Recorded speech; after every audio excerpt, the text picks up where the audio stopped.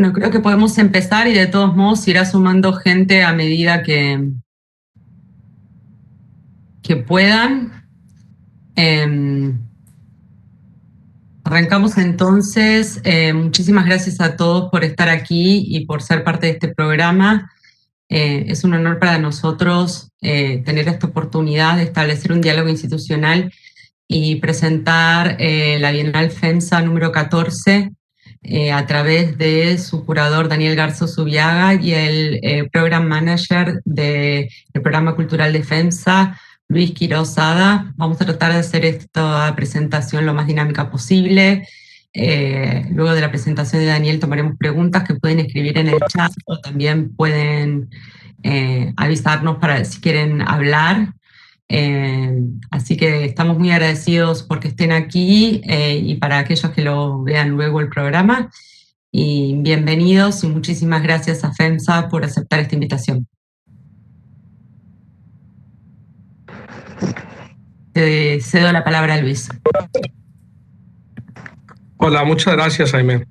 Pues buenas tardes a todos. Gracias por acompañarnos, especialmente a ti, Jaime, por darnos la oportunidad de charlar con ustedes a través de este canal y a todas las personas que han hecho posible este enlace. Y bueno, por supuesto, también muchas gracias a Daniel Garza Zubiaga por estar con nosotros para guiarnos en esta aproximación virtual a los proyectos desarrollados para la 14ª Bienal FEMSA. Para compartir con ustedes un poco de contexto, les platico que FEMSA tiene más de 130 años y con una interesante y ejemplar historia que a día de hoy continúa generando acciones y creando espacios para promover un crecimiento integral de colaboradores, sus familias y, por supuesto, de la sociedad. Entre las diversas iniciativas sociales que ha emprendido nuestra empresa se encuentra Fundación FEMSA, donde tenemos como misión promover comunidades sólidas y sostenibles mediante inversiones sociales que impacten positivamente la vida de las personas. Que lo preguntases como inocentemente al grupo. Y para lograrlo, agrupamos nuestros esfuerzos en 3 líneas de acción. Desarrollo sostenible, que integra proyectos de agua y saneamiento, conservación de fuentes de agua e investigación científica aplicada. Primera infancia, por medio de la cual buscamos que los niños alcancen su máximo potencial para transformar sus entornos. Y por último, programa cultural, a través del cual preservamos, documentamos, consolidamos, promovemos y difundimos el arte moderno y contemporáneo de latinoamericano y la cultura de la región, por supuesto. Trabajamos con arte porque conocemos su potencial para abrigar diálogos, reflexiones, explorar escenarios y generar en conjunto propuestas para solucionar los retos a los que nos enfrentamos como sociedad. Desde esta perspectiva, la Bienal FEMSA, instituida en 1992 con el propósito de reconocer, de fortalecer, estimula y difunde la creación artística en nuestro país. A través de los años, se ha posicionado como un importante impulsor del arte en nuestro país y ha adquirido cada vez más reconocimiento a nivel nacional e internacional.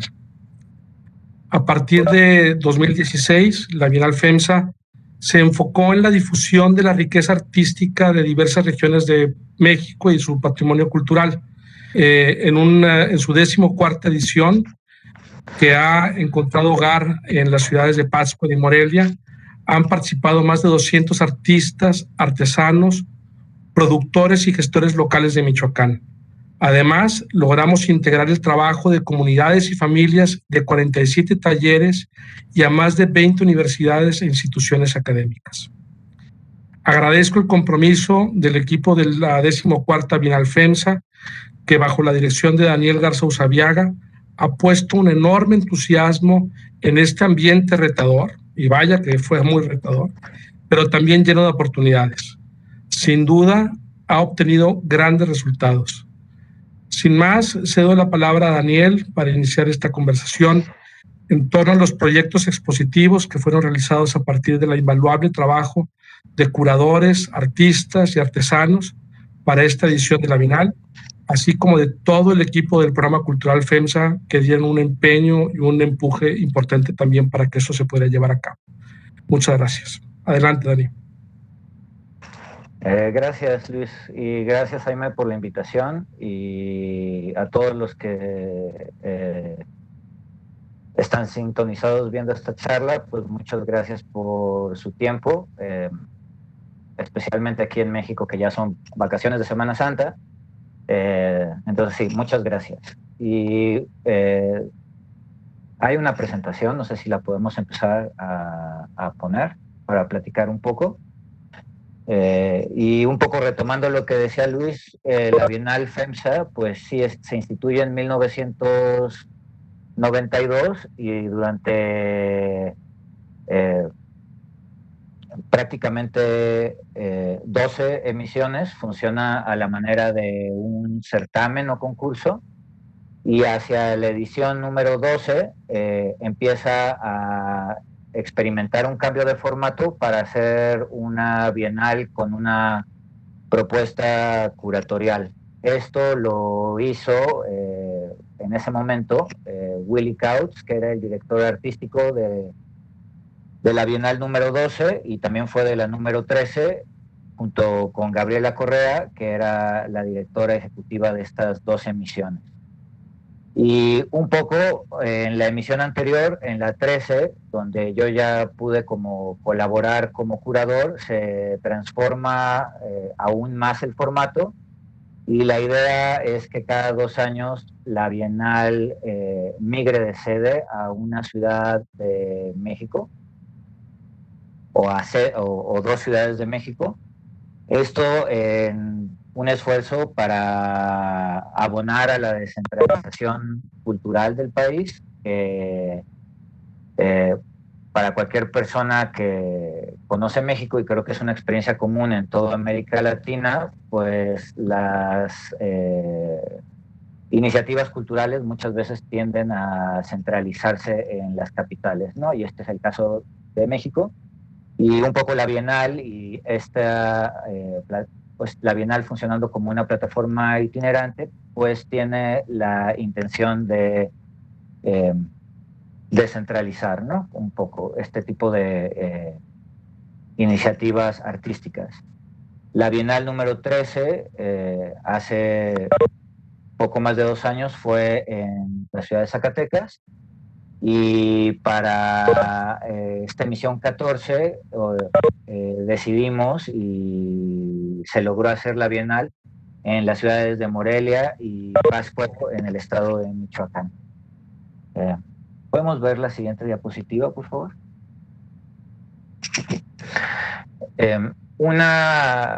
Digamos, para hacer la propuesta curatorial de la Bienal, una cosa que nos llamaba mucho la atención, y esta es una de las razones de ser también, como hacer la propuesta curatorial como situada, ¿no?, en el contexto, era una serie de murales que hay en Pátzcuaro y en Morelia, y que se hicieron durante los años 30 y 40 del siglo pasado, un poco cuando la vanguardia muralista iniciaba y tenía un perfil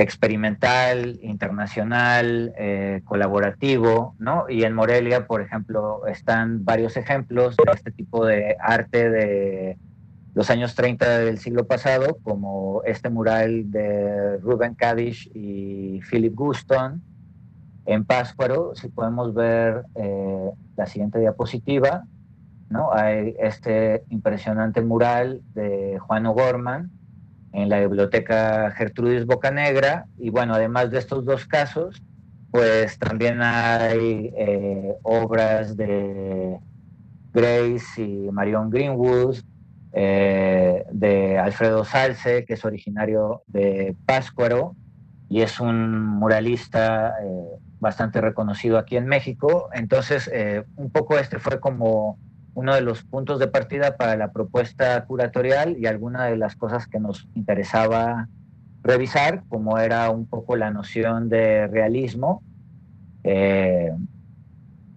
tanto como un modo de representación, pero también pensar cómo esta categoría estética ha cambiado desde esa época y hasta nuestros días. También nos interesaba la cuestión de la integración plástica, es decir, como la serie de relaciones que se puede producir como a partir de una obra de arte que está enclavada en un contexto determinado o una situación determinada. Y si podemos ver la diapositiva que sigue, por favor. Bueno, ahí, por ejemplo, está el mural de Marion, de Marion Greenwood, mural de Marion Greenwood. ¿Podemos ver la que sigue, por favor?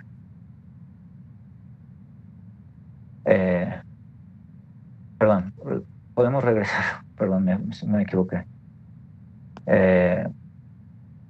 Entonces, y también, por ejemplo, otra de las cosas que nos interesaba revisar, además de esta cuestión de realismo, integración plástica, era la cuestión de las artes populares, que ya también lo habíamos revisado desde Zacatecas, ¿no? Y tratar como de revisar esta categoría y ver qué formas había como para cambiarla, ¿no? Porque como que también en México está muy segmentado las artes, ¿no? Entre estas artes tradicionales que se les llama artes populares y digamos las artes plásticas, ¿no? Entonces, también realizar proyectos que un poco desestabilizaran esta división.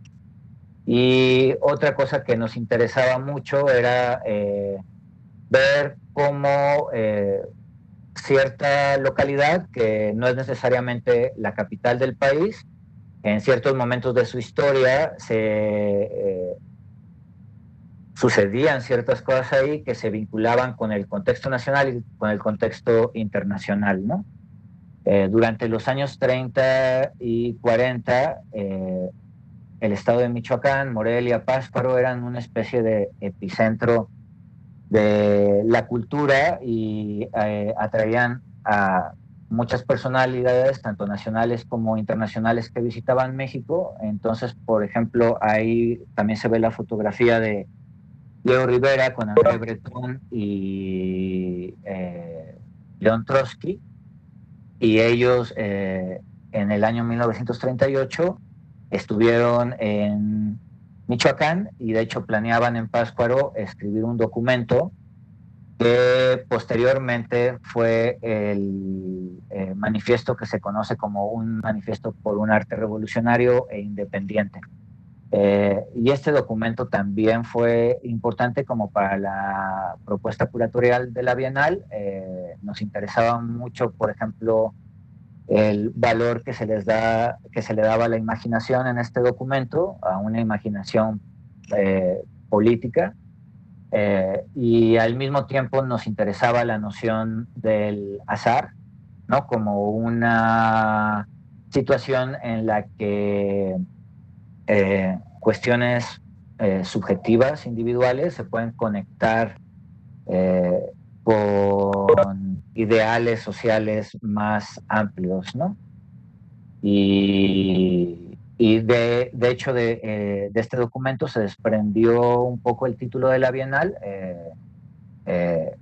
En el documento de 1938, en el manifiesto, hay un momento en el que se escribe del azar, y nosotros como que tomamos esas líneas un poco y las cambiamos para hacer el título, ¿no? Que también después de la experiencia de Zacatecas nos habíamos dado cuenta que muchas veces nosotros como equipo curatorial llegábamos y teníamos una idea preconcebida, los artistas igual llegaban a las sedes y sí, como que igual con una idea un poco como anticipada de lo que se quería hacer, pero como las condiciones locales al final terminaban transformando los planteamientos originales, ¿no? Entonces también como una noción de apertura hacia las circunstancias que se podrían encontrar es otra de las cuestiones que está ahí inscritas en este título de la Bienal, que hace referencia al azar. ¿Podemos ver la que sigue, por favor? Invitamos para la Bienal, para el programa curatorial, a 24 artistas, entre artistas del estado de Michoacán o residentes en el estado de Michoacán, artistas mexicanos o residentes en México y artistas internacionales. Y afortunadamente en el segundo semestre del 2019 y en enero del 2020 tuvimos oportunidad de llevarlos a Michoacán, ¿no? Y hacer como un viaje de scouting, de estudio preliminar para que vieran las que pensábamos que iban a ser las sedes, conocieran un poco como el contexto, pudieran intercambiar experiencias con artistas locales y con el público local, y un poco como tener una imagen un poco más amplia antes de comenzar a poder trabajar en los proyectos. Y como dije, pues afortunadamente esto se pudo realizar antes de que se desatara la crisis sanitaria de COVID, y creo que esto fue algo como muy importante para que todos y todas ellos pudieran hacer sus proyectos, ¿no? Llevar a cabo sus proyectos. ¿Podemos ver la que sigue? ¿Sí? Bueno, la Bienal también desde la edición número 13 ha tratado de dejar un poco de ser exclusivamente como un programa centrado en exposiciones, y también tener un programa educativo y de divulgación amplio, que nosotros le dimos el nombre de programa pedagógico y programa público. El programa pedagógico fue concebido como especies de talleres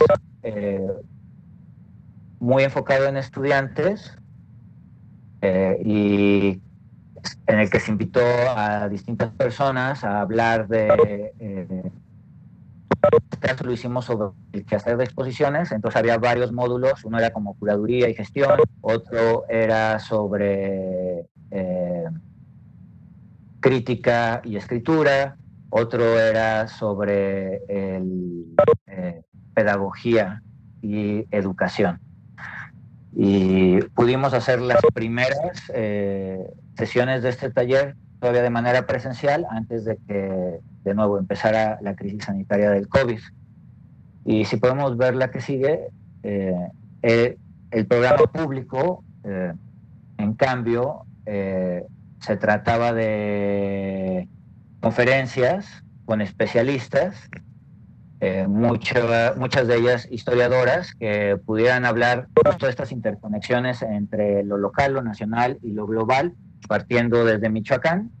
Esas las realizábamos en Pátzcuaro, en la Biblioteca Gertrudis Bocanegra, y también tuvimos como pues la fortuna de poder realizar la primera de estas sesiones antes de la crisis sanitaria. ¿Podemos ver la que sigue? A partir de ese momento, pues el formato cambió y pudimos realizar los dos programas, tanto el pedagógico como el público, de manera virtual, con todos los invitados que teníamos pensados desde un principio. Y pues por un lado esta situación nos quitó la posibilidad de tener como una experiencia presencial más cercana entre los participantes de los talleres y las conferencias, pero en cambio amplió un poco como las audiencias, llevándolas más allá del contexto local de Michoacán, para incluir pues personas interesadas en los contenidos en México y en otras partes de América Latina. Y bueno, afortunadamente pudimos llevar a cabo los proyectos presenciales a partir de octubre del año pasado. Empezamos los montajes en el mes de octubre y concluimos a principios de diciembre.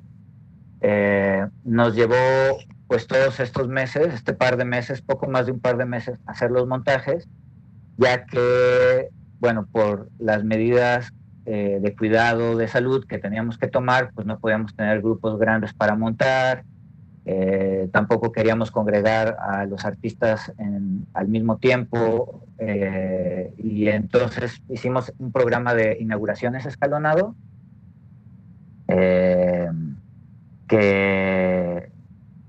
pues sí, fue algo como muy distinto a la experiencia de la Bienal número 13, pero era pues como necesario, ¿no? Y de hecho como que no, una de las cosas que tratamos de hacer de los montajes era como mostrar de manera evidente pues sí, como proceso gradual de montajes. Aquí, por ejemplo, esta es una sala muy grande que al final reunió 5 proyectos, pero de inicio nada más presentamos 3. Entonces los extremos de la sala se quedaron como oscuros, mientras que con el tiempo se iba a ir llenando. Era un poco como inusual, inclusive hasta un poco teatral, pero nos interesaba justo como pues evidenciar eso, ¿no? Que las cosas no eran como antes y que la Bienal tenía otro ritmo de presentación y de apertura, ¿no? No queríamos como inaugurar todo al mismo día, como si nada hubiera estado pasando o como si nada estuviera ocurriendo en ese momento, ¿no? Y bueno, anteriormente, en la imagen anterior, era la obra de Ana Pellicer, es una artista mexicana que tiene más de 30 años viviendo en el estado de Michoacán. La siguiente imagen es una obra de Marco Rountree y la que sigue es una pieza de Nuria Montiel, que Nuria, por ejemplo, fue de las artistas que pudo como realizar viajes antes de que empezara la emergencia sanitaria, y ella trabajó con varias cooperativas artesanas, principalmente ceramistas y textiles de Patamban, para crear estos objetos híbridos que son entre las piezas tradicionales de cerámica que se producen en Michoacán con instrumentos musicales. ¿Podemos ver la que sigue, por favor? Bueno, Roxana Cervantes también es una ceramista. Estas piezas son en cerámica, es cerámica como de grandes dimensiones. Ella también es otra artista local que vive y trabaja en Morelia. Y si podemos ver la siguiente, esta es una exposición que organizó Erandi Ábalos, porque además de las comisiones a los artistas que presentamos, también comisionamos 5 proyectos expositivos a curadores, gestores y artistas de Michoacán, un poco con la intención de abrir un poco el campo de participación y como hacer distintas lecturas. Se nos hacía poco probable que nosotros, el equipo curatorial o parte del equipo curatorial viviendo en el Distrito Federal, pudiera llegar a Michoacán y como comprender las múltiples escenas artísticas que hay ahí, un poco como para incorporarlas y hacerlas parte de la Bienal. Entonces recurrimos a estos 5 curadores, artistas o gestores para que ellos hicieran como exposiciones colectivas con distintos artistas que viven, residen o vivieron en Michoacán, ¿no? Y un poco en estas exposiciones, como en la de Erandi o en la de Ángel Paguamba, que vamos a ver un poco más adelante, es donde creo que como que se puede ver de manera muy clara estas investigaciones que tratan de dislocar el arte, la división entre arte contemporáneo y artes más tradicionales, ¿no? O sea, arte, lo que se conoce como arte popular. ¿Podemos ver la que sigue, por favor?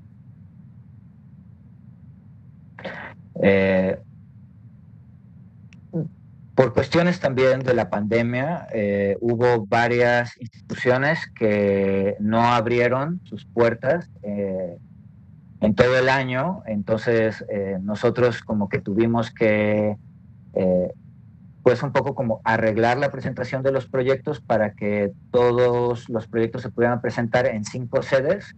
Originalmente teníamos como 10 sedes y se cortó como el 50%.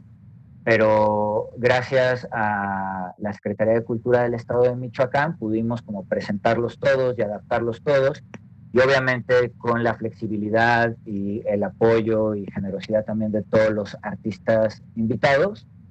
Y algunos de ellos, pues hay estas intenciones también de mantener diálogos con los espacios que fueron sede de la Bienal. Entonces, por ejemplo, en esta pieza de Leo Mars, son las pinturas amarillas que se ven en un costal y unas piezas de cobre que se ven en la base negra que está ahí, están en diálogo con las obras de la colección permanente del Centro Cultural Clavijero, que son estos cuadros del doctor Atl y de Diego Rivera. ¿Podemos ver la que sigue, por favor? Esta es la exposición de Ángel Paguamba, que les mencionaba, que se presentó en el Museo del Estado, y que él lo que hizo fue armar mancuernas entre artistas y artesanos para que trabajaran juntos y realizaran distintos tipos de investigación. ¿Podemos ver la que sigue, por favor? Esto también es parte de la exposición de Ángel. Y si podemos ver la que sigue, esto es parte del proyecto que hizo Nadia Lartigue y Juan Francisco Maldonado. Es una imagen, es un proyecto de audio. Ellos como que se centraron en los trabajadores de las instituciones, entonces realizaron una serie de entrevistas y a partir de eso compusieron 2 canciones que fueron musicalizados por músicos, valga la redundancia, tradicionales de Michoacán, y era una especie de homenaje a estos trabajadores de las instituciones, ¿no? Como es en este caso estas 2 personas. Una de ellas, Coti, es una de las trabajadoras del Museo del Estado, y el otro es uno de los trabajadores del planetario, que era una de las sedes originales, pero que al final no pudimos colaborar con ellos porque se mantuvo cerrado durante todo el 2020. ¿Podemos ver la que sigue, por favor? Otros artistas, Gabriel Rico, por ejemplo, hicieron más como acciones, como esta pirotecnia, este castillo de pirotecnia de grandes dimensiones que ardió en Pátzcuaro, afuera del Centro Cultural Antiguo Colegio Jesuita, que también fue sede de la Bienal. ¿Podemos ver la que sigue, por favor? En esta misma sede presentamos proyectos de Dick Verdult, que fue uno de los artistas internacionales que invitamos. ¿Podemos ver la que sigue, por favor? Olmo Cuña también estuvo ahí en el Jesuita. Y en la siguiente va a estar Artemio Rodríguez, y en la que sigue es el proyecto de Rodolfo Díaz Cervantes, y en la que sigue vamos a poder ver estos 2 proyectos, el de Rodolfo Díaz Cervantes y el de Artemio Rodríguez juntos, que los 2 tienen que ver un poco con el agua. Y bueno, es que Pátzcuaro está, para la gente que no es mexicana y que no conoce, en una zona lacustre donde los lagos están severamente contaminados. Entonces estas 2 piezas tienen que ver con el agua, ¿no? La pieza de Artemio, que Artemio también es un artista michoacano, residente en Pátzcuaro, es la construcción de un baño seco, y es un baño seco ornamentado con las artes tradicionales de la región, y también incluía como un folleto que se podría, o sea, que el público lo podría llevar y como construir su propio baño seco, ¿no? Y aquí, aunque era como una cosa totalmente distinta, ¿no? Como que quedaba muy en línea con este arte de vanguardia de principios del siglo XX, que trataba de tener como cierta utilidad y un principio como político, ¿no? E intervenir en, pues sí, en la vida cotidiana, ¿no? ¿Podemos ver el que sigue, por favor? Otro de los artistas que estuvo en la Bienal y que este es su proyecto fue Adán Vallecillo, que es originario de Honduras. En esta edición de la Bienal, en lo que respecta a artistas internacionales, nos interesó mucho invitar a artistas de Centroamérica debido a, pues, a la cercanía con México y compartir una zona no solamente como geopolítica, pero también cultural común. Y bueno, aquí el proyecto de Adán era una investigación sobre la industrialización del aguacate, desde la existencia del aguacate hash como un híbrido.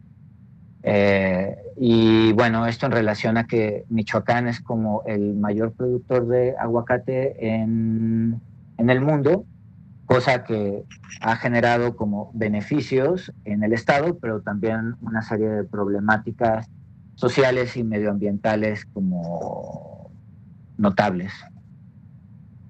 Y bueno, el trabajo de Adán tiene que ver con eso. Esta es una imagen de la exposición que organizó otro de los curadores invitados, Francisco Guaroco.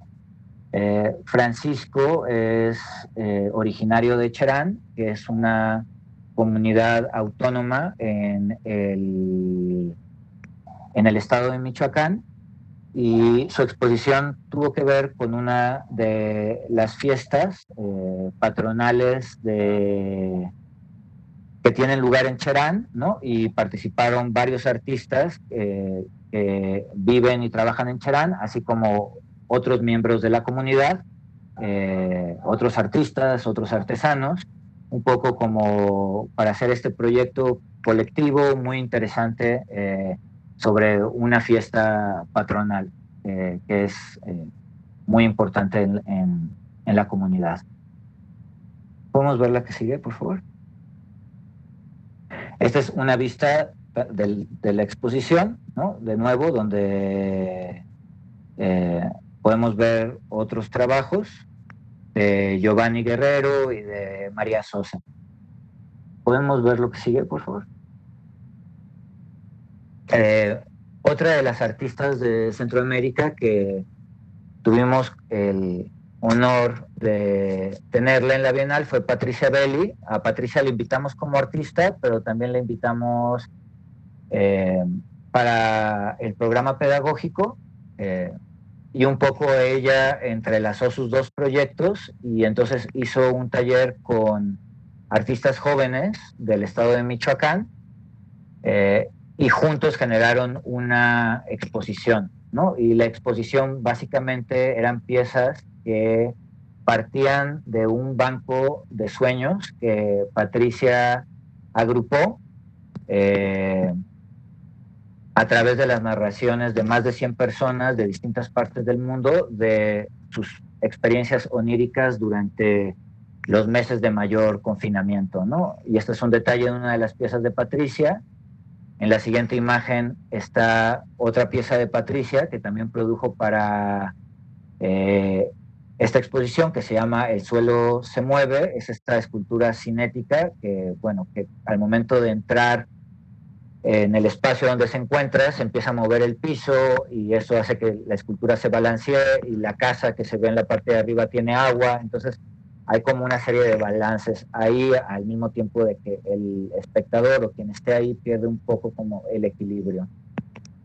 Y la siguiente imagen es de la exposición ya en conjunto, con algunas piezas que realizaron los artistas que participaron en el taller de Patricia. ¿Podemos ver la que sigue, por favor? Esta es una pieza que realizó Débora Delmar, también artista comisionada de la Bienal, y que de nuevo retoma los aguacates, la producción de aguacates. Si podemos ver la que sigue, por favor. Ah, no, perdón. Podemos regresar, pensé que había otra. Sí, el aguacate como una mercancía que ya no es simplemente como un fruto para el consumo, sino que ya está asociado a una serie de ideas y nociones sobre el bienestar, la salud, estilos de vida, los aguacates que reaparecen en múltiples mercancías, impresiones de aguacates en forma de mochilas, estampados en playeras, calcetines, etcétera, etcétera, ¿no? Un poco como la cultura del consumo alrededor de este fruto lo ha dejado de ser simplemente un comestible y lo ha vuelto como una mercancía preciada por distintas razones, ¿no?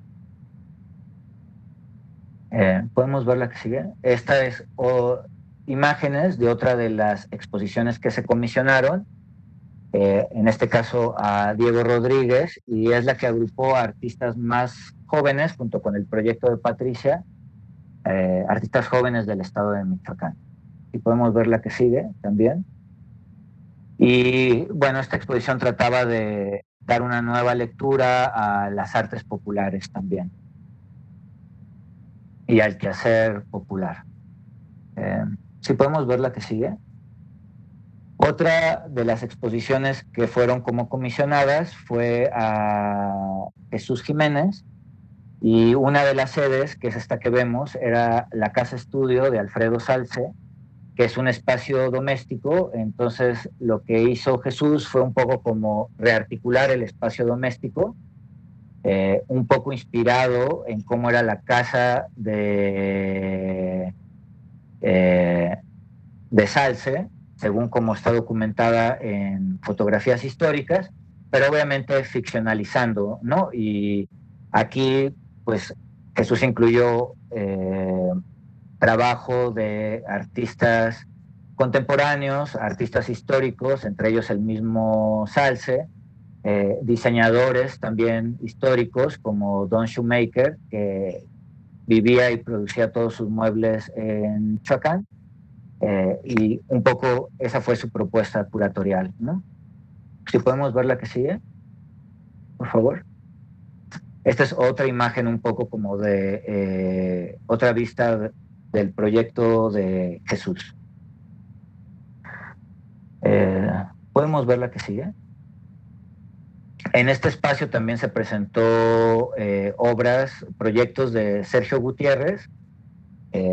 Por ejemplo, está en lo que era el área del taller de Alfredo Salce, que hacía obra monumental, y un poco Sergio vuelve a hacer aquí una obra monumental, pero que va a piso. Es un dibujo en grafito que se relaciona con unos frottage que podemos ver en la siguiente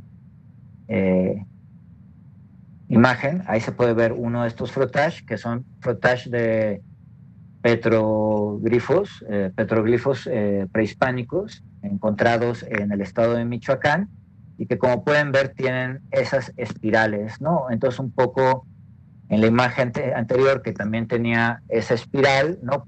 Se puede ver como diálogo entre este arte antiguo y como la producción contemporánea del artista. ¿Podemos ver la que sigue? Gracias. Madeline Jiménez, también su trabajo está expuesto en la Casa Taller Alfredo Salce, pero en el área del jardín, donde realiza estas esculturas en metal, como esta y la que sigue, que son un poco como pequeñas. O sea, al final se arma un jardín escultórico, la gente tiene que ir caminando y puede ir descubriendo estas esculturas que a veces parecen arquitecturas, a veces parece que se refieren al cuerpo humano, ¿no? Y es una investigación, pues sí, de Madeline, también como sobre la presencia de, digamos, de una manera un tanto ahí, no tan explícita, de una manera velada, sobre la presencia de la cultura africana en Michoacán. ¿Podemos ver la que sigue, por favor? Ahí está otra de las pequeñas esculturas de Madeline en el jardín. Y si podemos ver la que sigue.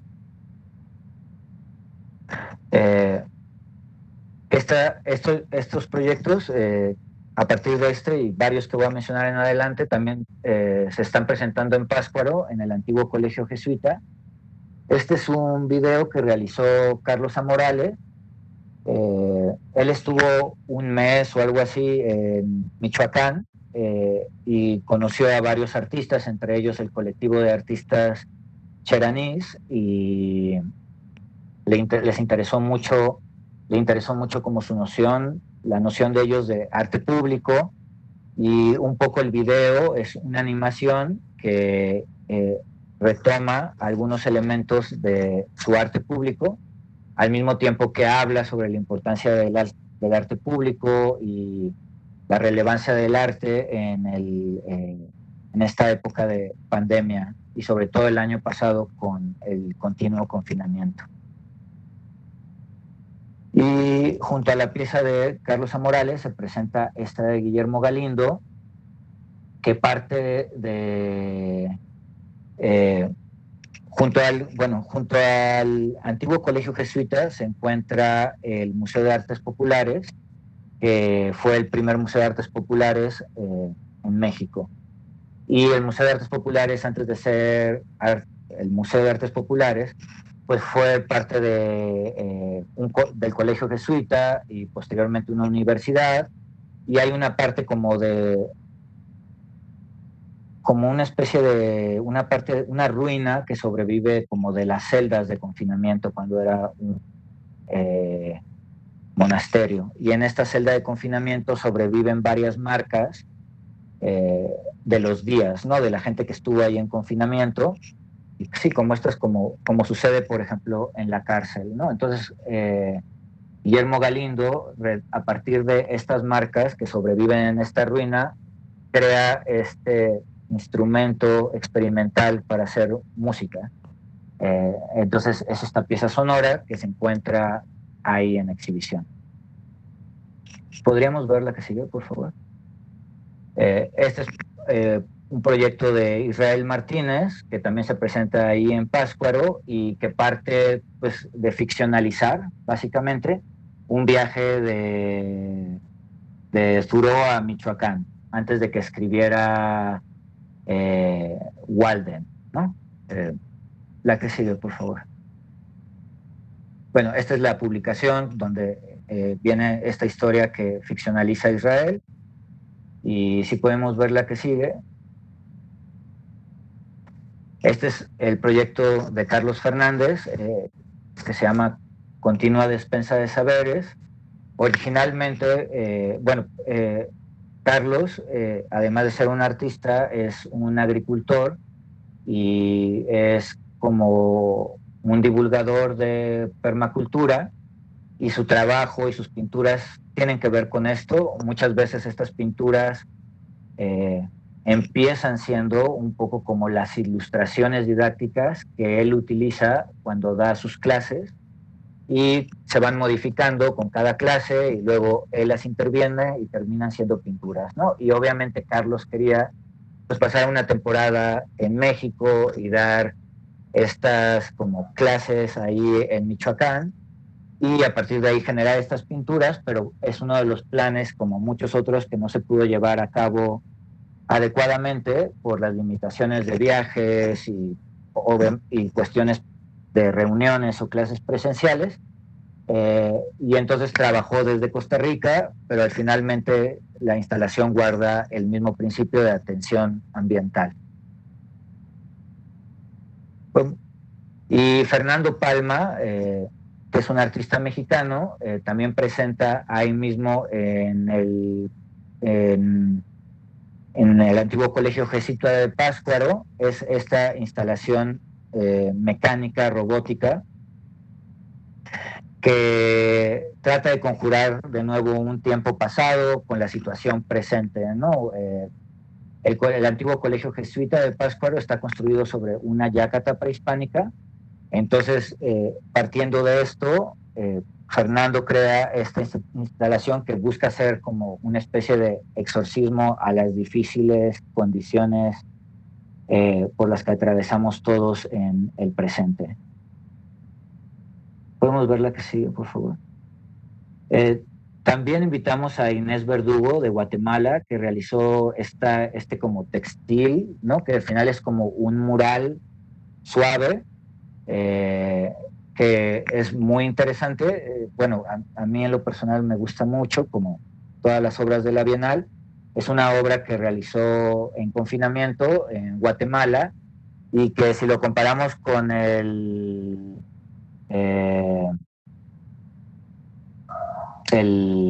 muralismo tradicional, pues obviamente es un muralismo suave y es un muralismo no heroico y es un muralismo que más que como mostrar la historia o mostrar eventos como importantes, trata de mostrar como soluciones o situaciones imaginarias entre personas, animales y un objeto que para el artista tiene como un significado poético muy fuerte y personal, que es ese urinario clínico que está ahí reproducido en cerámica en el piso.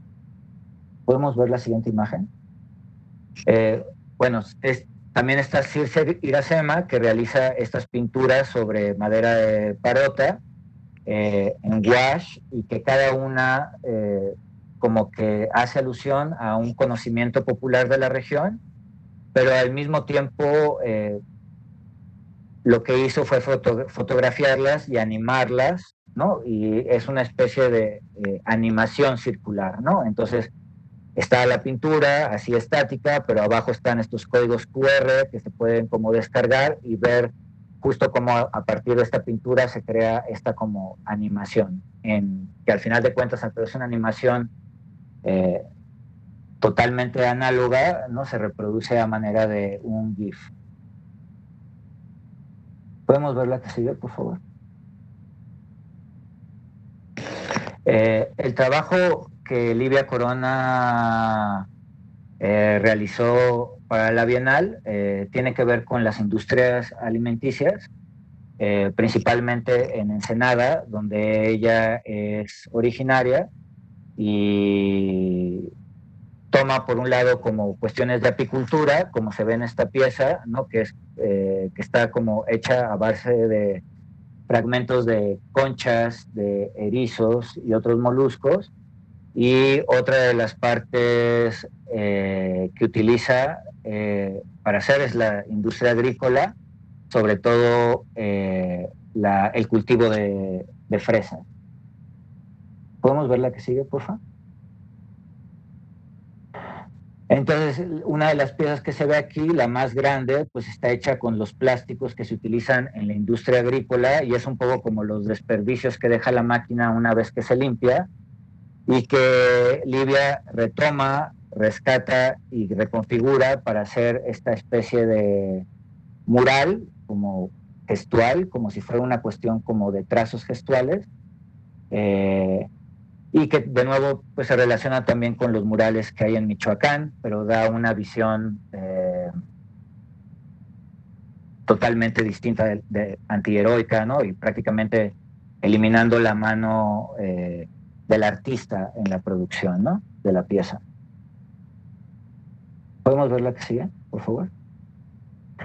Y Adela Goldberg trabajó con la comunidad de Arantepacua, en Michoacán, que es otro municipio autónomo de la meseta purépecha, para hacer una pieza en conjunto con ellos que rescata la memoria histórica de un momento hace poco más de una década en el que el ejército y otras fuerzas del orden ingresaron a la comunidad, ¿no? Y de nuevo ese primer ingreso o esta intervención militar y policíaca fue algo que fue el incidente que detonó como la búsqueda de su autonomía, ¿no? Entonces es un proyecto que comprende la producción de textiles, la producción de cerámica, pirotecnia y un video, ¿no? Que creo que se puede ver un poco más la instalación en conjunto en la siguiente imagen.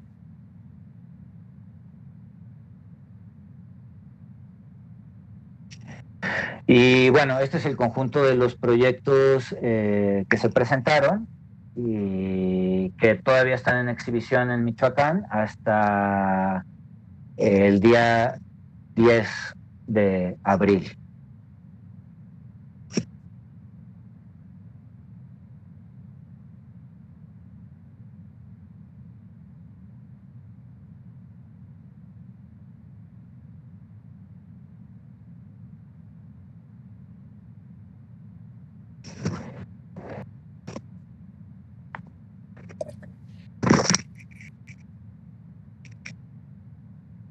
Muchísimas gracias, Daniel.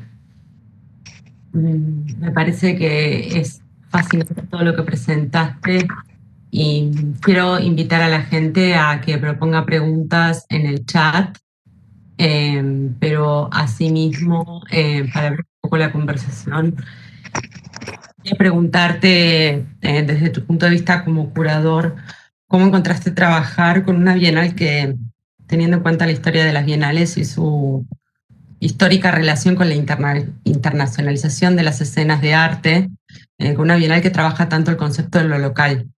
Me parece que es uno de los puntos más interesantes y fuertes de lo que hace la Bienal FEMSA, en particular la que tú hiciste, y cómo encuentras esa tensión entre el modelo bienal, como un modelo un poco agotado también de la historia de las exhibiciones, y la localía. Sí, pues desde Zacatecas creo que fue como, o sea, dio la oportunidad de reflexionar sobre muchas cosas como muy interesantes, ¿no? O sea, una, por ejemplo, es en sí el concepto de lo contemporáneo, ¿no? Y cómo lo contemporáneo puede ser como entendido de manera tan radical, ¿no? O sea, como que justo en las bienales como más conocidas, pues hay como una apuesta por la novedad, ¿no? Y como hay todos estos lenguajes como muy comunes y muy identificables. Y cuando se ha trabajado más fuera de estos contextos, ¿no? Eso como que queda mucho en entredicho, ¿no? Como cómo se puede entender lo contemporáneo y las distintas maneras en las que se hace arte contemporáneo, más allá de lo que se hace en los centros o lo que se presenta bajo ciertas instituciones o marcos un poco más tradicionales, ¿no? La otra es como pues sí, como la accesibilidad de los públicos, ¿no? Cómo hacer una bienal, ¿no? Donde pueda haber una mediación adecuada y eficaz, igual en lugares donde el conocimiento sobre arte o arte contemporáneo no es tan amplio como puede ser aquí en la Ciudad de México, ¿no? Que hay como muchos museos y hay como gente muy asidua a ir, etcétera, etcétera, ¿no? Ese creo que es un reto también como bien interesante, y ahí también creo que es como súper importante como resaltar el trabajo de los artistas en la concepción de los proyectos y en todos los sentidos para hacer más fácil esa mediación, ¿no? Es algo que también como que pasó desde que hicimos la Bienal en Zacatecas, como un artista al producir, ir, conocer los lugares, conocer las escenas, tal, también produce como para esas escenas, ¿no? O para esos contextos, no solamente con los materiales que hay o los talleres que hay o las posibilidades técnicas que hay, pero también teniendo en cuenta como el público que es lo que va a ver, ¿no? Y en relación al público, pues creo que lo más grato es eso, o sea, como que esta bienal como la de Zacatecas, igual no fue como vista por mucha gente como que reside en el Distrito Federal o en Guadalajara o lo que sea, pero los números de visitantes locales es amplio, ¿no? Y eso pues es la razón de ser de todo el proyecto, ¿no? Que en verdad sea la gente local la que pueda ver y experimentar la Bienal de primera mano, ¿no? Sí, creo que además es muy interesante que en ese mismo sentido la localidad no era solamente orientada a la audiencia, sino también a los artistas. Me parece que es un punto muy fuerte de lo que hicieron y también como repensar ideas de de circulación, ¿no? De conectar a los artistas con sus propias comunidades, cosa que uno a veces da por sentado que ciertos artistas por vivir en particulares regiones tienen una conexión con la comunidad que quizás no necesariamente pasa porque las posibilidades institucionales no lo permiten, o a veces sí, pero pueden conectarse con nuevas comunidades. Sí. Y bueno, y también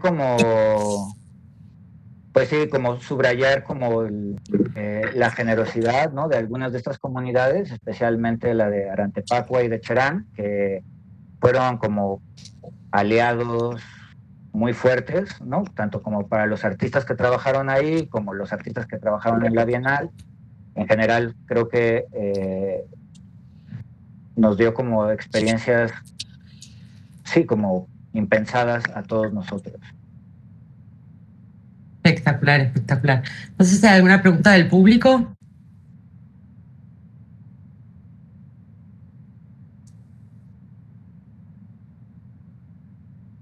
Ruego la sumen en el espacio de chat, no sean tímidos, están invitados todos. Otra cosa que a mí me pareció particularmente interesante, que sí se ha hecho en otras bienales, pero que me pareció que en el contexto precisamente de localidad, de lo que están haciendo ustedes, era muy rico, era esta tensión entre una muestra hipercontemporánea con una relación histórica muy fuerte, ¿no? Con este arraigamiento en esa historia del lugar. En ese sentido, me parece que también eso puede hablar un poco de tu práctica, Daniel, ¿no? Como historiador del arte, como un curador muy enraizado en la historia del arte. Sí. O sea, sí tiene que ver mucho como con mi práctica, ¿no? Y al final de cuentas, pues sí, como mi formación y mi trabajo como historiador. Pero aquí creo que también era importante, y aquí viene pues sí, como de la otra parte del programa público y pedagógico, o sea, sobre todo el programa público, ¿no? Y la posibilidad que tuvimos de contar pues con tantas como académicas tan importantes y tan reconocidas, era esta idea de cómo, pues también como repensar la historia del arte fuera del centro, ¿no? Porque así como hay un centralismo cultural en cuanto a oferta se refiere, ¿no? Digamos como oferta de programación o de eventos o lo que sea, también hay un centralismo evidentemente al momento de pensar la historia, ¿no? Entonces, estas colaboraciones que hicieron buscaban como mover ese eje, ¿no? Y ver cómo se podía escribir una historia desde lo local, desde ciertas localidades, con personajes locales o eventos locales que se conectan con o se conectaron con lo nacional e inclusive con lo internacional, ¿no? Entonces, esa parte, pues sí, era como también muy importante. Uh-huh. Absolutamente. Absolutamente. Tengo acá una pregunta, perdón, un comentario antes de eso sobre lo que acabas de decir, que también de alguna manera, o sea, claramente esto es algo que vos pensaste desde mucho antes, pero este énfasis en la localía creo que también cayó en el momento perfecto, porque precisamente una de las cosas que más nos está forzando, y de esas cosas, de las pocas cosas buenas que aparecen a partir de la pandemia, es que nos está empezando a forzar a las instituciones a pensar en términos de localidad, ¿no? La imposibilidad de los viajes, la imposibilidad de grandes exhibiciones donde se vende una idea de un arte globalizado e internacional, pero en la necesidad de recurrir a públicos locales porque por un buen tiempo la posibilidad de viajar a ver arte está bastante suspendida, incluso a nivel regional, ¿no? Sé que en México hubo mayor circulación, pero bueno, y que la situación también del COVID es muy delicada, pero me parece que en ese sentido es muy interesante que pegó en la tecla de alguna manera y que la Bienal FEMSA estuvo preparada de una manera que otros eventos no, ¿verdad? Sí, creo que como que hubo, o sea, no solamente la cuestión de lo local que tú mencionas, pero también, por ejemplo, si este evento hubiera sido aquí en la Ciudad de México, muy probablemente no se hubiera podido hacer igual, ¿no? O sea, como que la realidad del COVID es totalmente distinta en Michoacán, ¿no?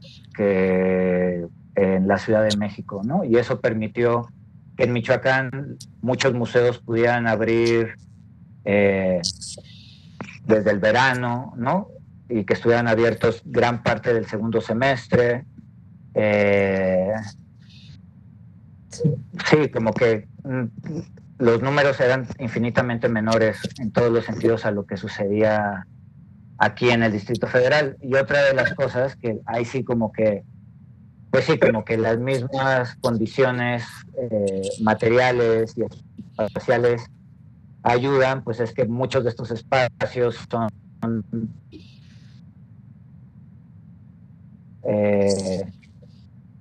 museos en gran parte del interior de México. Esos edificios coloniales reconvertidos, enormes, ¿no? Con amplias ventanas, circulación de aire, etcétera, etcétera, y lugares que en verdad le dan mucha... dan como inclusive seguridad al público, ¿no? Se sienten seguros yendo como al museo, ¿no?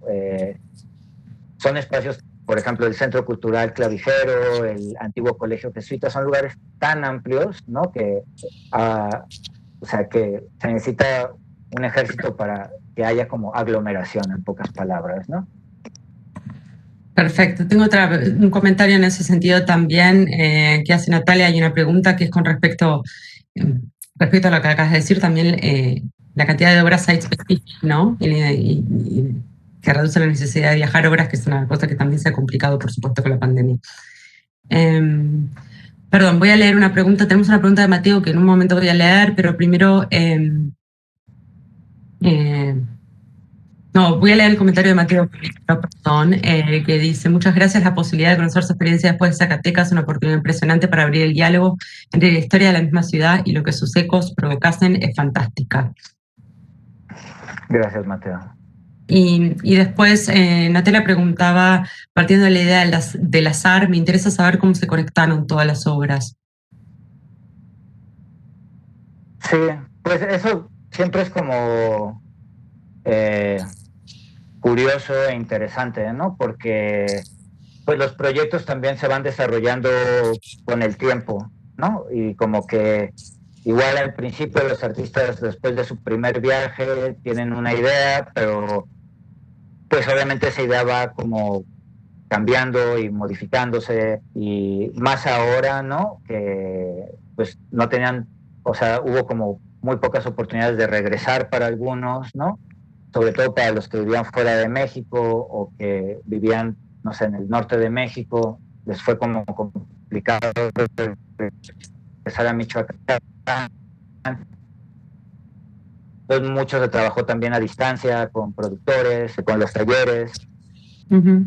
Y sí, otros como que se esperaron hasta poder ir y no, justo que empezabas a ver como pues intereses comunes, ¿no? Por ejemplo, el proyecto de Débora con el de Adán tienen que ver justo con la cuestión de la industrialización del aguacate, pero desde puntos de vista muy distintas. Al mismo tiempo, pues lo de Adán se conecta un poco con lo de Livia en cuanto a la industria agrícola, y ambos se conectan con los proyectos de Adela, por ejemplo, en cuanto a la deforestación y tala clandestina para cultivar aguacate o lo que sea, ¿no?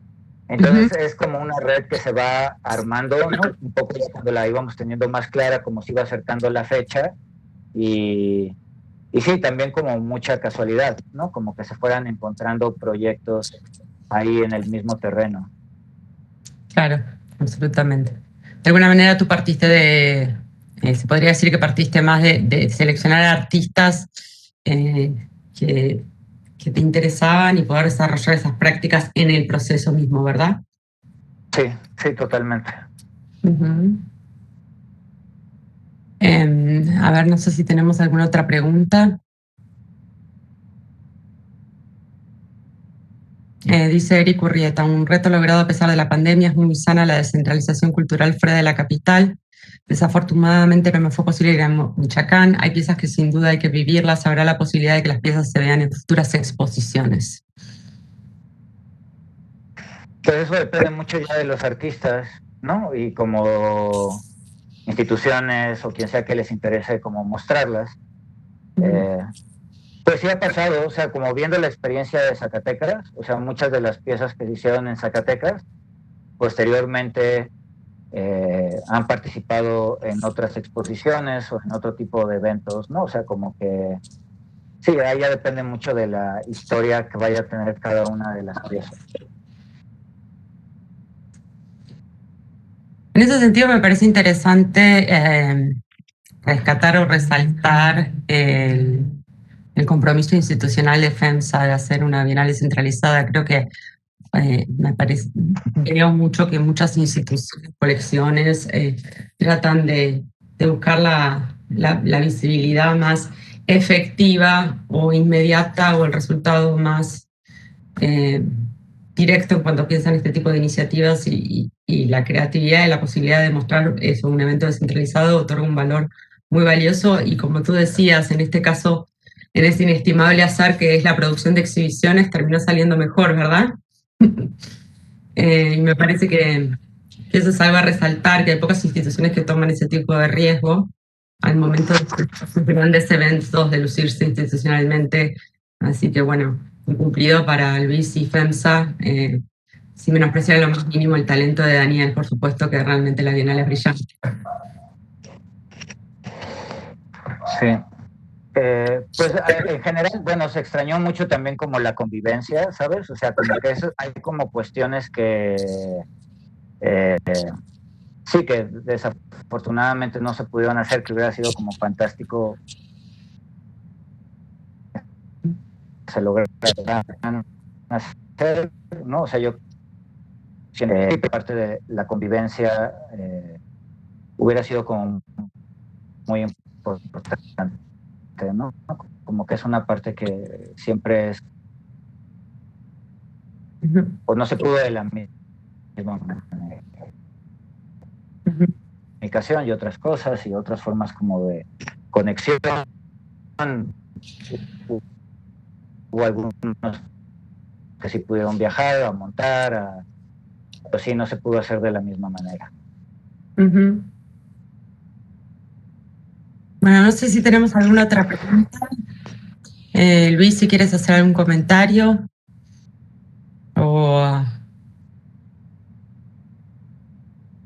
Perdón, estás muteado. Reconocer el trabajo de Daniel y de todo el equipo. Realmente,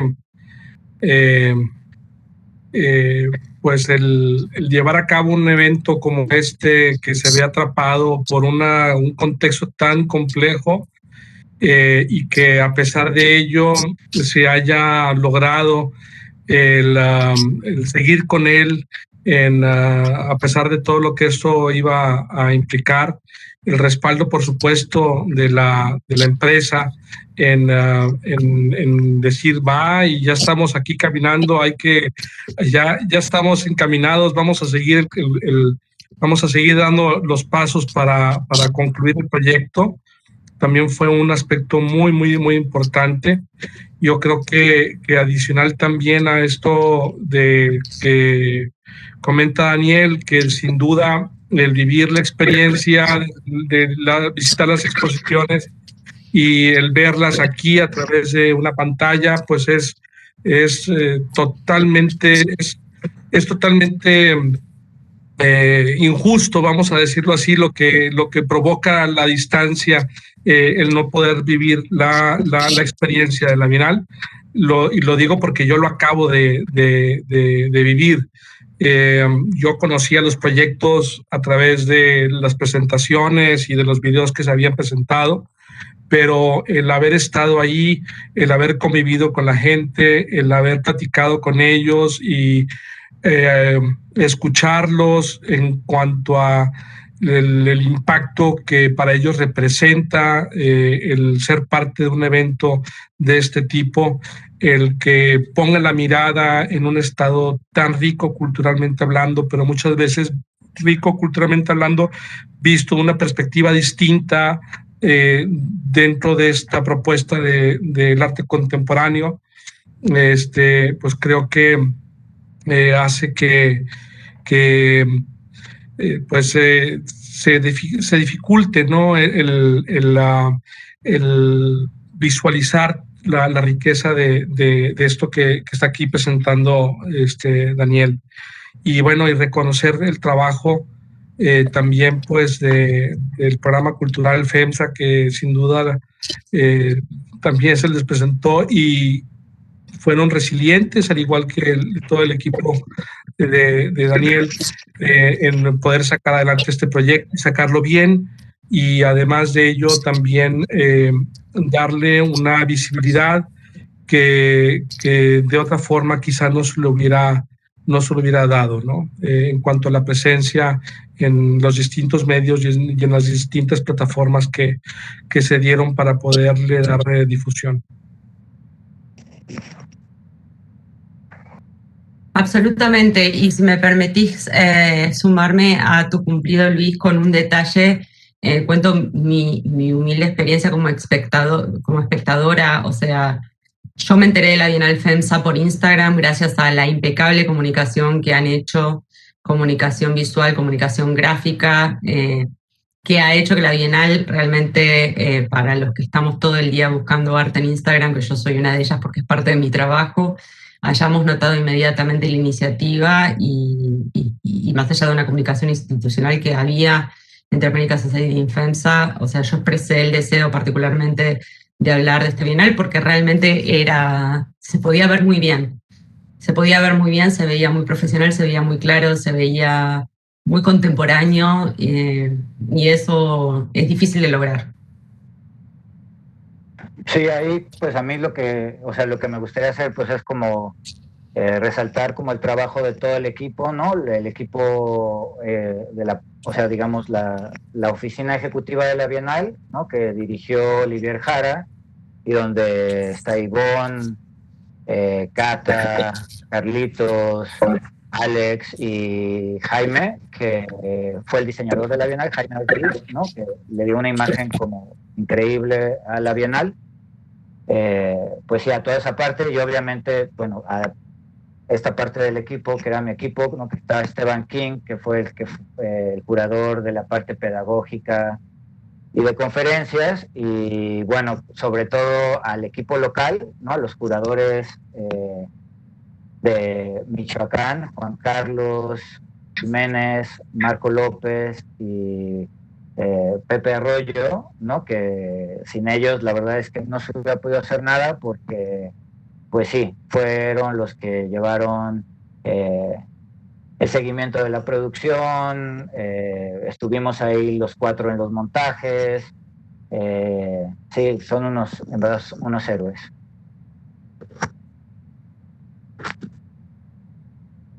Bueno, muchísimas gracias. El link de la Bienal está en el chat si alguien quiere entrar a ver más información.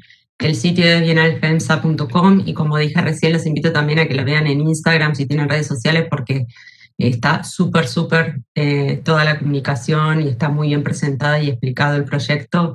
Y muchísimas gracias, Daniel, por haber compartido esto con nosotros y con nuestra audiencia. Y Luis por habernos facilitado esta posibilidad y presentado el maravilloso proyecto que tienen ustedes. Veo también a Vidal, muchas gracias Vidal por haber traído esta conexión y esta idea. Es una alegría enorme poder trabajar con ustedes. Y muchísimas gracias a todos los que estuvieron escuchando y saludos a los que ojalá nos escuchen luego en YouTube, que va a estar subido esto prontamente y en nuestro sitio web. Muchísimas gracias a todos. Muchas gracias. Muchas gracias a ustedes. Gracias, Vidal. Gracias, Daniel. Daniel, extraordinaria tu presentación, extraordinaria. Gracias a todo el equipo nuevamente. Un fuerte abrazo. Que estén muy bien. Hasta luego. Felicidades, a seguir divulgándolo.